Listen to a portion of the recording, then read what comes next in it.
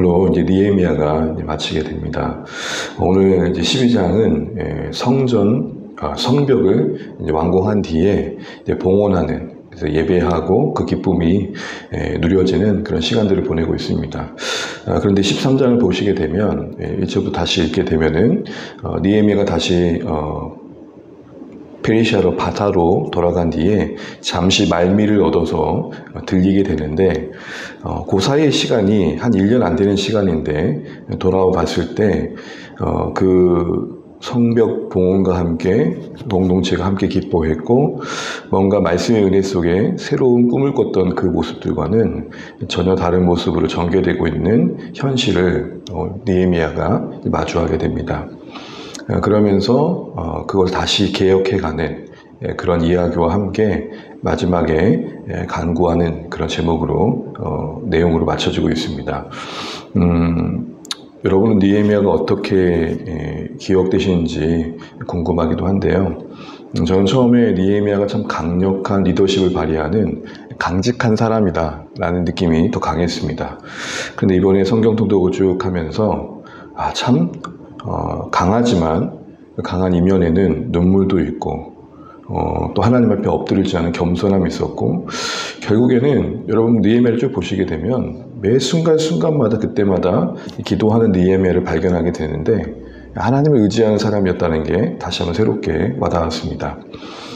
만약 여러분이 느헤미야였다면 그렇게 개혁을 하고 오랜 시간 아무 일도 일어나졌던 예루살렘 성전을 다시 52일이라는 빠른 시간 안에 전략적으로 세우고 성공적으로 뭔가 개혁을 이루었다고 생각하는 그 시점에 다시 돌아와 봤던 그 현실이 무너진 걸 봤을 때 여러분의 마음은 어떠시겠습니까? 실망스럽겠죠. 안타깝고요. 그런 느헤미야의 마음이 특별히 여러분 13장 6절을 이하를 보시게 되면 도비야라는 사람이 떡하니 성전 하나의 방 안에 자리 잡고 있는 내용이 나오는데, 그 당시 대사장이었던 엘리야십이 도비야를 하나님의 전에 방 하나를 내주어 거기에 거하게 했다는 내용입니다. 말도 안 되는 일이 일어난 거죠. 도비야가 누굽니까? 바로 성벽이 지어진 내내 하나님의 일을 비웃었던 자고 하나님의 백성들을 업신여겼던 자입니다. 근데 무슨 일인지 이 엘리야십이 당시 도비야라는 사람과 연관이 되어서 4절에 보면 연락이 되었다 했죠. 어떤 관계를 맺어가지고 지금 하나님의 성전에 어떤 재물들을 모아야 되고 뭔가 레인들을 섬기는 어떤 물질을 모아야 될 그 공간을 도비야의 방으로 내준 겁니다. 그걸 보고 얼마나 당황했을까요? 그래서 8절을 보시게 되면 이렇게 되어 있죠. 내가 심히 근심하여. 실망스러움과 분노가 느껴지는 거죠. 실망도 실망이지만 하나님 앞에서 이게 무슨 모습인가 안타까움이 컸던 겁니다. 그런데 이런 생각이 드는 거예요. 저 같으면 여긴 덫이 터져버릴 것도 아니다. 여러분 그렇게 애를 쓰고 노력을 하고 마음을 주었는데 결과적으로 무언가 안타까운 이 모습을 보게 될 때 인간적으로 실망함에 무너지는 마음이 있잖아요. 그런데 다시 알아보고 곳곳을 살피고 무너진 곳을 다시 세우는 책임을 발휘합니다. 이게 사명이죠. 그 사람이 진짜 사명이 있었는지는 다시 마주한 현실의 무너짐에서 증거되는 것 같습니다. 그가 누구 때문에 섬겼고 그가 무엇 때문에 여기 있으며 그가 무엇을 위해 살았는지는 그가 행한 그 결과들 속에 보여주는 것이죠.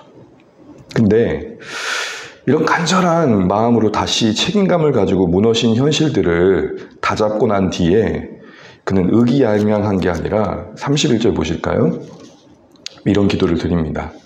내 하나님이여 나를 기억하여 주시고 복을 주시옵소서. 저는 느헤미야가 이 기도로 맞춰진 게 오늘 이 시대에 우리에게 주시는 큰 말씀이 있다고 생각합니다. 이후에 이 땅에 교회가 서고 자라고 세워져 가는 과정 속에 숱한 개혁들이 있었습니다. 그러나 그 계획들은 단 한 번에 끝나지 않았습니다. 그 어떤 개혁도 그 단 한 번으로 완성되지 않았습니다. 수없이 다시 일어서야 됐고 수없이 그 실망과 낙심을 이겨야 했었습니다. 근데 어떤 마음으로 살 때 이걸 이겨낼 수 있을까라고 할 때 저는 느헤미야의 기도가 하나의 방향이 된다고 생각합니다. 먼저 기억해달라고 기도합니다. 하나님 앞에서 자신이 기억되기를 바라고 있습니다.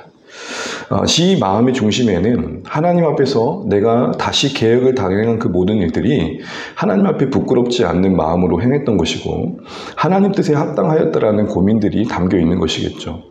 그리고 그 모든 과정의 수고가 쉽진 않았지만 하나님께서 기억해 주신다면 그걸로 족합니다.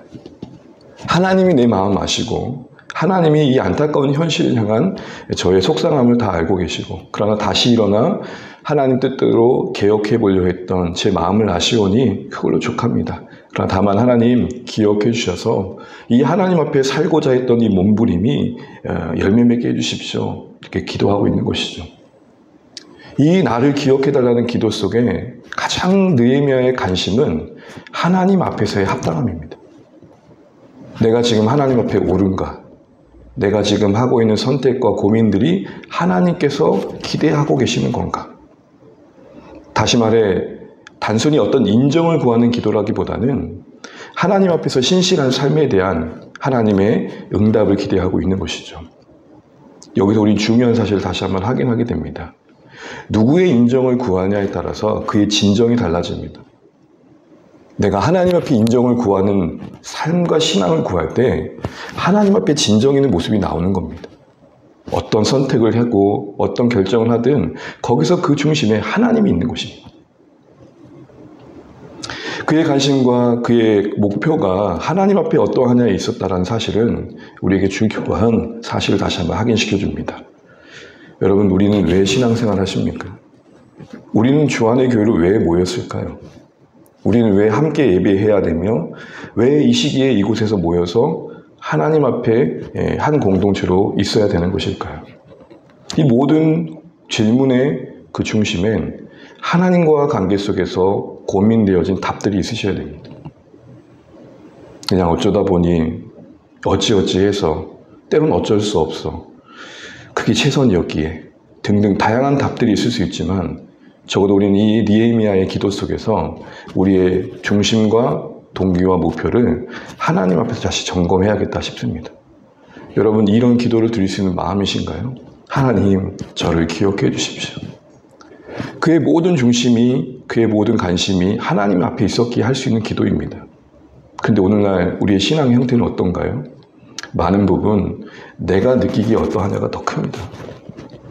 나에게 얼마나 족하며 나에게 얼마나 만족스러우며 나에게 얼마나 유익이 되는가. 하나님은 우리를 사랑하시고 또 우리의 필요를 관가하지 않으십니다. 그러나 우리 편에서 우리의 필요에만 매여 있다면 우리가 신자로서 살아가는 삶에 정말 합당한 삶을 살아가기 쉽지 않을 것 같습니다.